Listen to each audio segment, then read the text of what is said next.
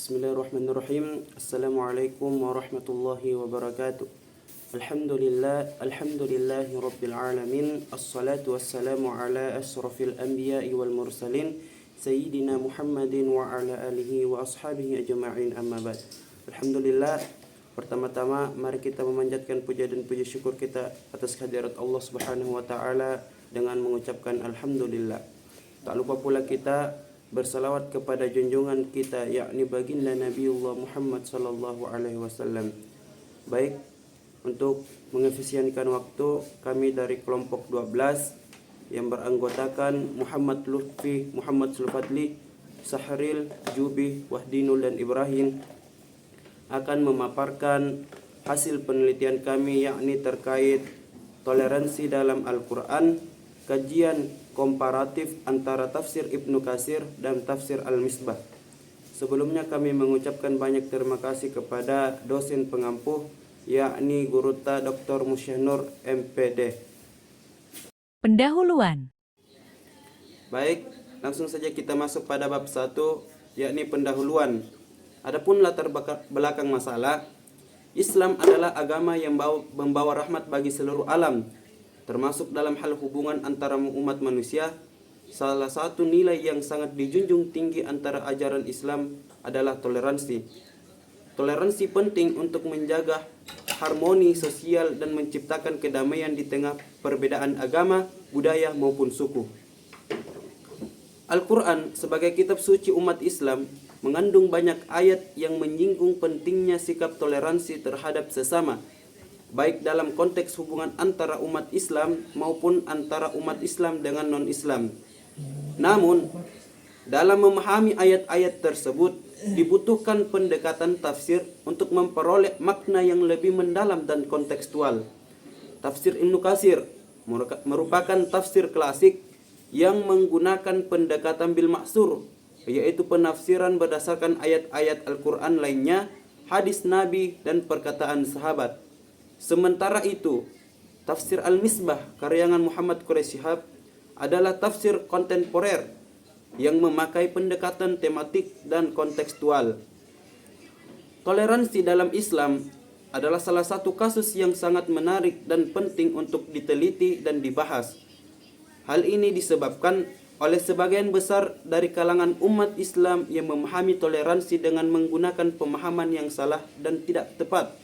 Misalnya kata toleransi yang dijadikan pijakan dan landasan paham pluralisme yang menyatakan bahwa semua agama benar, bahkan tidak sedikit menjadikannya sebagai alasan untuk memperbolehkan seorang muslim untuk mengikuti acara-acara ritual non-muslim.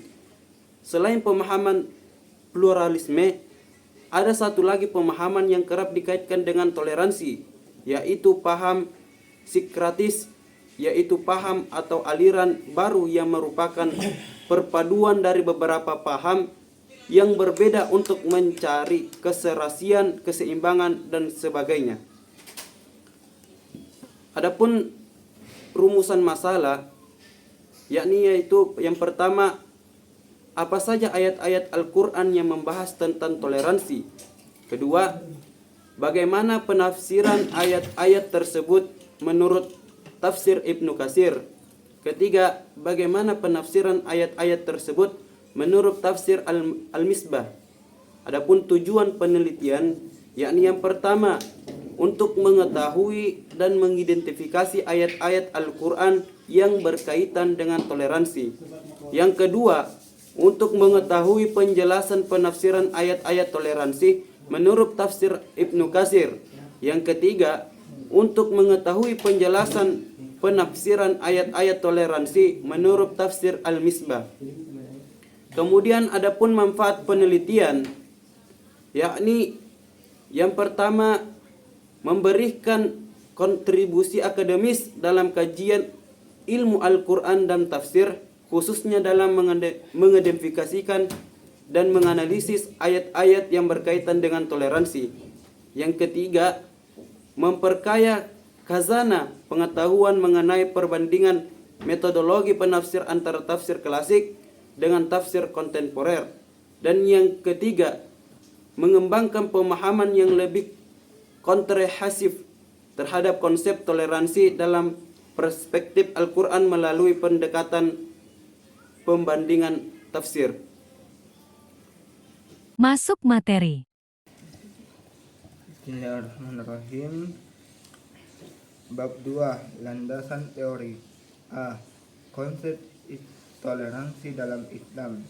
Toleransi dalam Islam merupakan konsep yang memiliki akar yang kuat dalam ajaran Al-Quran dan Sunnah. Secara etimologis, toleransi berasal dari kata tasamuh dalam bahasa Arab yang berarti sikap lapang dada, saling menghormati dan saling memahami. Islam sebagai agama universal mengajarkan sikap toleransi tidak hanya terbatas pada hubungan umat Islam, tetapi juga dalam hubungan dengan pemeluk agama lain. Bagian B. Pendekatan tafsir dalam studi Al-Quran. A. Pengertian ruang lingkup tafsir. Tafsir secara bahasa berarti penjelasan atau keterangan.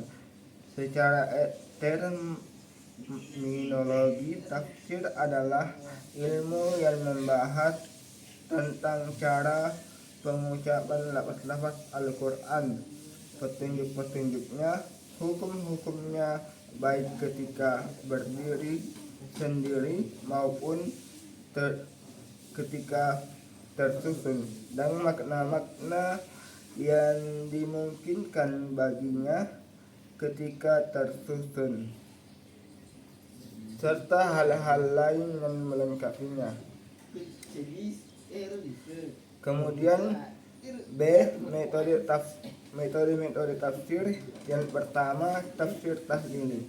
Metode penafsiran yang berusaha menjelaskan kandungan ayat-ayat Al-Quran dari berbagai seginya dengan memperhatikan urutan ayat sebagaimana tercantum dalam mushaf. Kedua, tafsir ijmali atau tafsir global. Metode penafsiran yang menafsirkan ayat-ayat Al-Quran secara ringkas, singkat, dan global dengan menjelaskan makna yang dimaksud tiap kalimat dengan bahasa yang ringkas. Ketiga, tafsir muqaran atau komparatif, yaitu metode penafsiran yang membandingkan ayat dengan ayat atau ayat dengan hadis atau pendapat para ulama tafsir dengan menerangkan perbedaan dan persamaannya. Kemudian yang keempat, tafsir maudu'i atau tafsir tematik. Metode penafsiran yang menghimpun ayat-ayat Al-Quran yang memiliki tujuan yang sama, menyusunnya secara kronologis dan mengaitkannya dengan asbabul nuzul, kemudian menganalisisnya secara holistik. Tafsir Ibnu Katsir. Biografi Ibnu Katsir. Imam Ibnu Katsir lahir pada 700 sampai 774 Hijriah atau 1300 sampai 1373 Masehi. Nama lengkapnya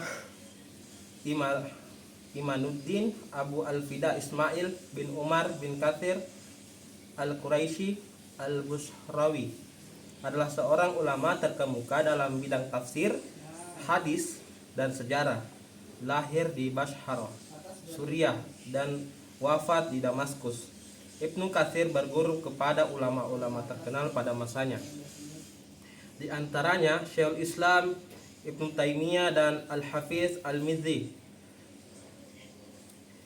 Beberapa karangan dari Imam Ibnu Katsir yaitu Tafsir Al-Quran Al-Azim, Al-Bidayah wal An-Nihayah, dan Jami Al-Masanid wa As-Sunnah. Adapun karakteristik dari tafsir Ibnu Katsir yaitu menafsirkan Al-Quran dengan Al-Quran, menggunakan hadis sahih sebagai sumber penafsiran kedua setelah Al-Quran, menunjuk pada pendapat para sahabat dan tabi'in dalam menafsirkan ayat, sangat selektif terhadap riwayat Israiliyat dengan menyebutkan sumbernya dan memberikan kritik, memperhatikan aspek bahasa dan penafsirannya meskipun tidak terlalu menonjol. Tafsir Al-Misbah yaitu pengarangnya Muhammad Quraish Shihab. Muhammad Quraish Shihab adalah seorang ulama dan cendekiawan Muslim Indonesia yang lahir di Rapang, Sulawesi Selatan pada 16 Februari 1944. Beliau menempuh pendidikan dasar di Makassar dan melanjutkan pendidikan menengahnya di Malang. Gelar sarjana hingga doktor dalam bidang tafsir diperolehnya dari Universitas Al-Azhar, Kairo, Mesir, dan selain sebagai akademis, Quraish Shihab pernah menjabat sebagai Rektor Yain Syarif Hidayatullah Jakarta dan Menteri Agama. Adapun karakteristik dari tafsir Al-Misbah yaitu menggunakan bahasa yang mudah dipahami, memperhatikan aspek munasabah antara ayat dan surah dalam Al-Quran, menghadiri Israiliyat dan riwayat yang lemah, memadukan pendekatan tekstual dan kontekstual dalam menafsirkan ayat, memperhatikan aspek sosial kemasyarakatan dan relevansinya dengan kehidupan modern, memberikan penekanan pada aspek hidayah. Kerangka teori studi komparatif tafsir. Studi komparatif dalam bidang tafsir merupakan salah satu metode penting dalam mengembangkan pemahaman terhadap Al-Quran, yaitu yang pertama, mengidentifikasi persamaan dan perbedaan penafsiran para mufassir terhadap ayat-ayat tertentu, menganalisis faktor-faktor yang mempengaruhi perbedaan penafsiran, baik dari segi luar, belakang, keilmuan, kondisi sosial politik, maupun metodologi yang digunakan. Yang ketiga, mengembangkan perspektif yang lebih komparatif dalam memahami kandungan Al-Quran. Dalam konteks penelitian ini, kerangka teori yang digunakan untuk membandingkan penafsiran Ibnu Katsir dan Quraish Shihab tentang ayat-ayat toleransi. Yang pertama, aspek tekstual. Yang kedua, aspek metodologis. Yang ketiga, aspek kontekstual. Dan yang keempat, aspek implementatif. Ayat-ayat toleransi dalam Al-Quran. Yang pertama, surah Al-Baqarah ayat 256 yang berbicara tentang tidak ada paksaan dalam beragama. Surah Al-Kafirun ayat 1-6 yang berbicara tentang sikap tegas dalam beragama namun tetap menghormati keyakinan orang lain. Yang ketiga, surah Al-Hujurat ayat 13 yang mengajarkan tentang penciptaan manusia yang beragam, suku dan bangsa untuk saling mengenal. Yang keempat, surah Yunus ayat 99 yang menegaskan bahwa keimanan adalah pilihan bukan paksaan. Yang kelima, surah Al-Mumtahanah ayat 8-9 yang mengatur hubungan dengan non-muslim yang tidak memusuhi Islam. Materi selanjutnya. Selanjutnya bagian B, sumber data. Dalam penelitian ini, sumber data dibagi menjadi dua kategori. Yang pertama, sumber data primer dan sumber data sekunder. Nah, sumber data primer itu dalam penelitian kami adalah yang pertama, tafsir Al-Quran Al-Azim yang lebih dikenal dengan nama tafsir Ibnu Katsir itu sendiri, karya Imam Ibnu Katsir. Yang kedua, tafsir Al-Misbah. Pesan, Kesan, dan Keserasian Al-Quran karya Profesor Dr. Muhammad Quraish Shihab yang terdiri dari 15 volume yang diterbitkan pertama kali pada tahun 2000. Selanjutnya itu Al-Quran Al-Karim dan terjemahannya sebagai objek utama dalam penelitian kami. Yang kedua, sumber data sekunder. Adapun sumber data sekunder dalam penelitian kami itu meliputi yang pertama karya-karya ilmiah seperti buku, jurnal, artikel, disertasi, dan tesis yang berkaitan dengan tema toleransi dalam Islam. Yang kedua, kitab-kitab tafsir lainnya yang dapat memberikan kami informasi tambahan dan perspektif yang lebih luas terkait ayat-ayat toleransi. Yang ketiga, literatur tentang metodologi tafsir dan pendekatan penafsiran pada Al-Quran.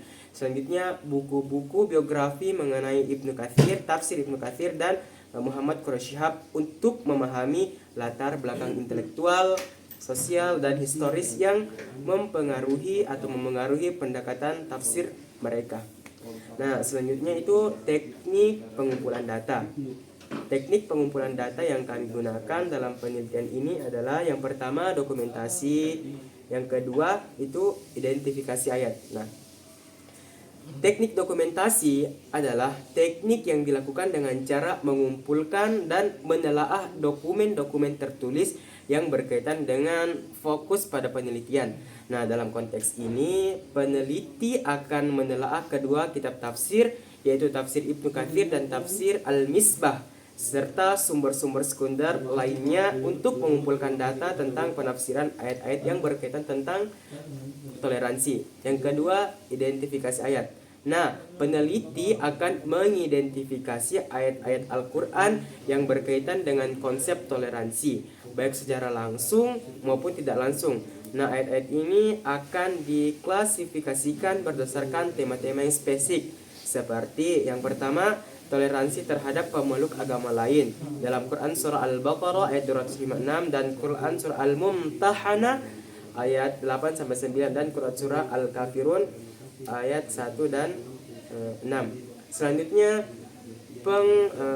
penghormatan terhadap keragaman itu terletak pada surah Al-Hujurat ayat 13 dan juga selanjutnya pada Quran surah Ar-Rum ayat 22.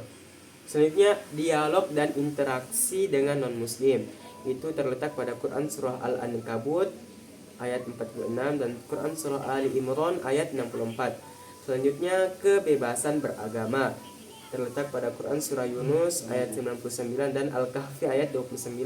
Yang terakhir, modernisasi beragama itu pada Quran surah Al-Baqarah ayat 143. Nah, identifikasi ayat ini dilakukan guna untuk menjadi bantuan kitab-kitab mu'jam Al-Quran, indeks tematik Al-Quran, serta penelitian-penelitian terdahulu yang berkaitan dengan tema toleransi dalam Al-Quran. Oke, tadi telah dijelaskan teknik-teknik tentang pengumpulan data. Nah, sekarang apa kira-kira langkah selanjutnya setelah kita mengumpulkan data? Nah, jadi langkah selanjutnya adalah bagaimana cara kita menganalisa data. Oleh karena itu, kami di sini akan menjelaskan beberapa teknik tentang analisis data. Nah, yang pertama itu ada yang dinamakan analisis isi atau bahasa kerennya content analisis. Nah, analisis isi ini apa fungsinya? Nah, analisis isi ini digunakan untuk mengkaji isi atau makna yang terkandung dalam penafsiran ayat-ayat. Dalam konteks ini berkaitan dengan toleransi. Baik penafsiran itu dalam tafsir Ibnu Katsir maupun tafsir Al-Misbah. Nah, apa yang dilakukan peneliti dalam analisis isi ini? Nah, yang pertama, peneliti akan mengidentifikasi konsep-konsep kunci yang berkaitan dengan kata toleransi dalam kedua kitab tafsir itu, yaitu tafsir Al-Misbah dan tafsir Ibnu Katsir. Nah, selanjutnya peneliti dalam teknik analisis isi ini itu juga akan menganalisis penggunaan referensi, argumentasi, dan dalil yang digunakan oleh kedua mufassir. Selanjutnya, peneliti juga akan menelaah kecenderungan penafsiran dari kedua mufassir terhadap ayat-ayat yang berkaitan dengan toleransi. Nah, oke, itu tadi hal-hal yang berkaitan dengan teknik analisis dengan menggunakan analisis isi atau content analisis. Nah, yang kedua analisis komparatif. Nah, bagaimana itu analisis komparatif? Analisis komparatif dilakukan untuk membandingkan penafsiran Ibnu Katsir dan penafsiran Muhammad Quraisy Shihab. Nah, jadi komparatif ini adalah membandingkan di antara kedua pendapat mufassir tentang ayat-ayat yang berkaitan dengan toleransi. Nah, apa yang dibandingkan di dalam kedua mufassir, dalam kedua pandangan mufassir itu?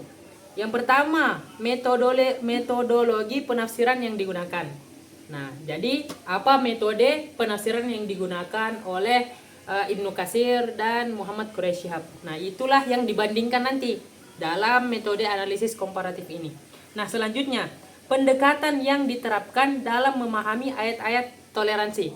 Nah, pasti ada yang berbeda di antara pendekatan-pendekatan kedua mufassir ini. Nah, itulah nanti yang dibandingkan dalam analisis komparatif ini. Kemudian konteks sosiohistoris yang memengaruhi penafsiran. Kemudian implikasi penafsiran terhadap konsep toleransi dalam Islam. Nah, dan relevansi penafsiran dengan konteks kekinian. Nah, kira-kira apa hubungan ayat itu dengan konteks kekinian? Salah. Apa hubungan pendapat kedua mufassir itu dengan konteks kekinian ini? Nah, itulah nanti yang yang akan dibandingkan dalam analisis komparatif ini. Nah, kemudian selanjutnya tadi sudah ada analisis isi, kemudian analisis komparatif. Nah, kemudian analisis deskriptif interpretatif. Nah, di sini analisis ini digunakan untuk mendeskripsikan dan juga menginterpretasikan temuan-temuan penelitian secara sistematis dan objektif. Nah, di sini di dalam analisis deskriptif interpretatif, peneliti akan pertama mendeskripsikan secara detail penafsiran kedua mufassir terhadap ayat-ayat toleransi. Itu yang pertama. Yang kedua, peneliti juga akan menginterpretasikan makna dan implikasi dari penafsiran tersebut. Penafsiran yang berkaitan dengan ayat-ayat tentang toleransi. Nah, ketiga, menemukan titik persamaan dan perbedaan antara kedua tafsir. Nah, jadi pasti ada titik persamaan dan perbedaan antara kedua mufassir, yaitu Ibnu Katsir dan Muhammad Quraisy Shihab. Kemudian juga peneliti di dalam analisis deskriptif interpretatif juga akan menganalisis faktor-faktor yang memengaruhi persamaan dan perbedaan tersebut. Nah, tadi kan menemukan dulu, kemudian menganalisis. Nah, kira-kira di mana, apa yang menyebabkan ini beda dan dalam yang lain juga sama. Nah, dalam satu hal dia sama pendapatnya dan dalam satu hal yang lain berbeda. Pasti ada faktor-faktor yang mempengaruhi. Nah, peneliti akan menganalisis apa faktor-faktor yang mempengaruhi hal-hal tersebut. Nah, oke. Nah, itu tadi dia tentang teknik-teknik menganalisa data. Nah, setelah tadi dikumpulkan data, kemudian dianalisa. Sekarang apa yang harus dilakukan? Yaitu memvalidasi data. Nah, tidak mungkin kita memberikan data yang tidak divalidasi. Oleh karena itu, di sini kami akan menjelaskan tentang teknik-teknik cara memvalidasi data. Nah, di sini dikatakan, kami mengatakan di sini, validasi data merupakan aspek penting dalam penelitian kualitatif untuk memastikan keabsahan data. Jadi, di antara semua hal tadi, nah, validasi data ini yang paling penting. Karena kalau tidak divalidasi data, nah, otomatis data itu entah datang dari mana. Nah, bisa datang dari sumber yang tidak benar. Nah, disinilah kita akan menjelaskan teknik cara-cara memvalidasi data. Nah, di antara teknik-teknik cara memvalidasi data itu ada yang dinamakan triangulasi. Oke. Nah, apa itu triangulasi?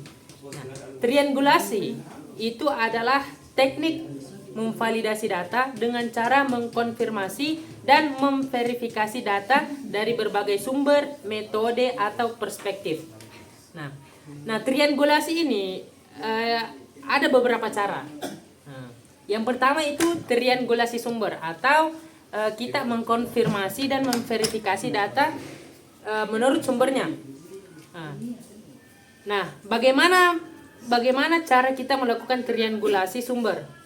Triangulasi sumber dilakukan dengan cara membandingkan dan mengecek kembali derajat kepercayaan suatu informasi yang diperoleh dari berbagai sumber yang berbeda. Nah, dalam penelitian ini atau dalam cara memvalidasi data ini, itu peneliti akan memverifikasi silang antar teks tafsir. Yang pertama, membandingkan penafsiran ayat-ayat toleransi dalam kedua kitab tafsir. Dalam hal ini tafsir Ibnu Katsir dan tafsir Al-Misbah dengan kitab-kitab tafsir lain yang otoritatif atau yang keabsahan datanya, yang keabsahan sumbernya sudah divalidasi, seperti tafsir At-Tabari, tafsir Al-Qurtubi, tafsir Al-Manar, dan tafsir Fi Zilalil Quran. Karena seperti yang kita tahu, tafsir At-Tabari itu dia pendekatan dengan tafsir bil ma'sur atau tafsir yang riwayatnya sudah tervalidasi. Kemudian memeriksa konsistensi penafsiran ayat-ayat toleransi dalam konteks yang berbeda, baik dalam tafsir Ibnu Katsir maupun dalam tafsir Al-Misbah. Kemudian langkah selanjutnya pemeriksaan edisi dan terjemahan. Yang pertama, membandingkan edisi berbeda dari tafsir Ibnu Katsir dan tafsir Al-Misbah untuk memastikan akurasi data. Kemudian mengecek terjemahan dari teks-teks Arab ke dalam bahasa Indonesia untuk memastikan ketepatan penerjemahannya. Nah, langkah selanjutnya mengkonfirmasi dengan karya lain dari penulis yang sama. Yang pertama, merujuk pada karya-karya lain yang ditulis oleh Ibnu Katsir seperti Al-Bidayah wan Nihayah dan Qasasul Anbiya untuk memahami konteks pemikiran dan pendekatan tafsirnya. Nah, jadi dalam langkah ini, dalam kita itu melihat karya-karya lain dari penulis yang sama, seperti tafsir Ibnu Katsir juga penulisnya itu menulis karya Al-Bidayah wan Nihayah. Nah, apa fungsinya? Untuk memahami pemikiran dan pendekatan tafsirnya. Nah, jadi kita membaca lebih banyak tentang karya-karya penulis untuk memahami lebih jauh atau lebih luas tentang pemikiran penulisnya. Nah, kemudian juga selanjutnya mengkonfirmasi pemahaman tentang metodologi dan pendekatan Muhammad Quraisy Shihab dengan merujuk pada karya-karyanya yang lain seperti Membumikan Al-Quran, Wawasan Al-Quran, dan Lentera Hati. Nah, jadi intinya dalam langkah ini kita melihat karya lain dari penulis. Guna apa? Fungsinya apa? Itu untuk memperluas pandangan kita. Oh, rupanya begini pemikirannya musannif atau penulis. Karena kalau kita cuma membaca satu buku saja, berarti kita belum tentu memahami secara benar tentang pemikiran Ibnu Katsir atau Muhammad Quraisy Shihab. Jadi kita harus membaca karya-karya lain guna untuk memperluas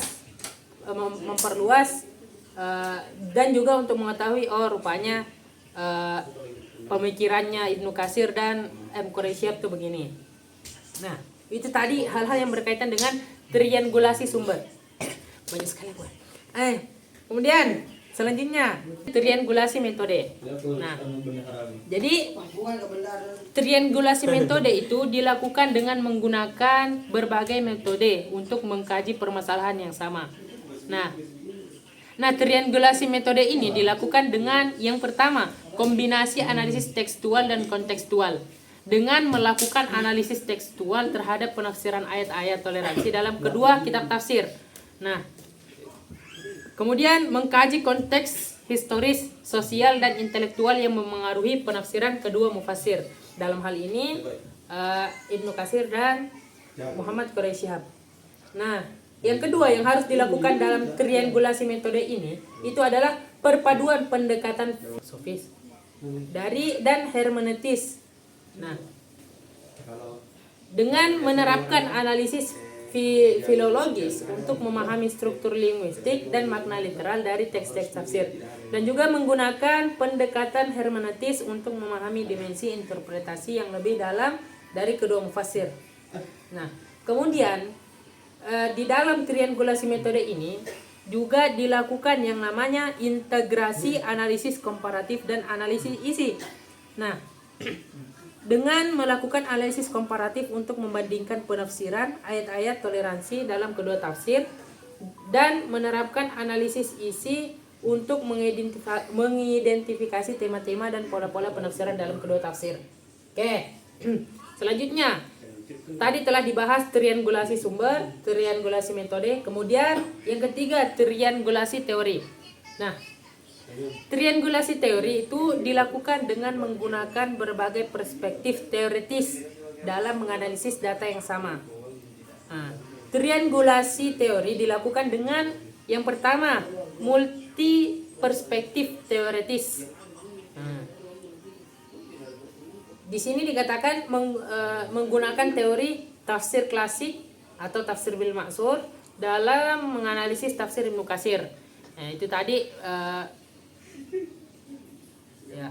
Kemudian menerapkan teori tafsir kontemporer dalam menganalisis tafsir Al-Misbah. Mengintegrasikan teori-teori toleransi dari berbagai perspektif dari segi teologisnya, sosiologisnya, antropologisnya dalam menganalisis kedua tafsir. Kemudian yang kedua integrasi teori klasik dan kontemporer.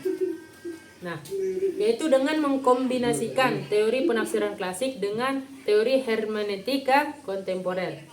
Nah, dan juga menerapkan teori kontekstualisasi modern terhadap memahami teks-teks klasik. Nah, itulah tadi beberapa langkah triangulasi, atau triangulasi itu merupakan salah satu teknik cara memvalidasi data. Nah, itulah tadi teknik cara memvalidasi data. Kami kembalikan ke moderator. Baik, itulah pemaparan hasil penelitian kami dari kelompok 12. Terima kasih atas segala perhatiannya. Mohon maaf apabila ada kekurangan. Kami akhiri dengan mengucapkan wabillahi taufiq wassalam. Wassalamualaikum warahmatullahi wabarakatuh.